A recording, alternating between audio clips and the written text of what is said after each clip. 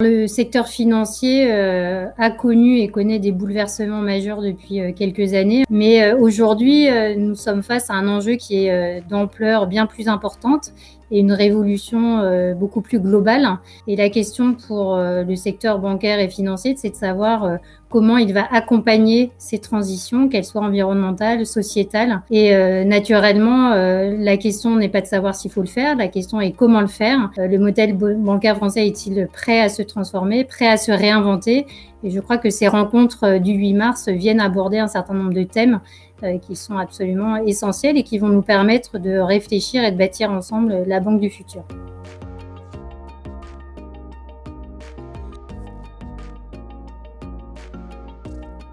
Alors pour le Crédit Mutuel Arkéa, cette, participation, a été finalement, une évidence, hein. D'abord parce que, notre groupe a toujours été précurseur à cela, si je puis dire, dans son ADN.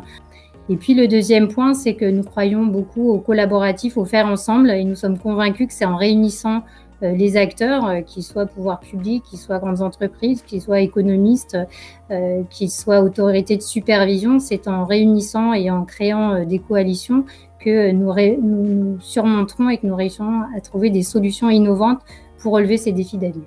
Et puis, peut-être un clin d'œil au jour, hein, puisqu'il s'agirait du 8 mars, hein, qui est la Journée internationale de la femme.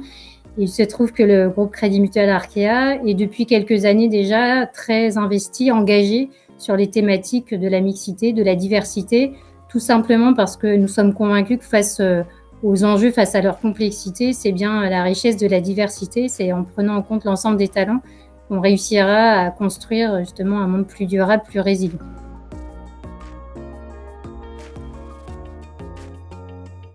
Arkéa a effectivement, l'innovation, ancrée dans ses gènes, si je puis dire, mais une innovation qui se conçoit alors non pas uniquement technologique, une innovation qui est, un esprit, une culture, une volonté en fait de trouver des solutions et de trouver les meilleures solutions.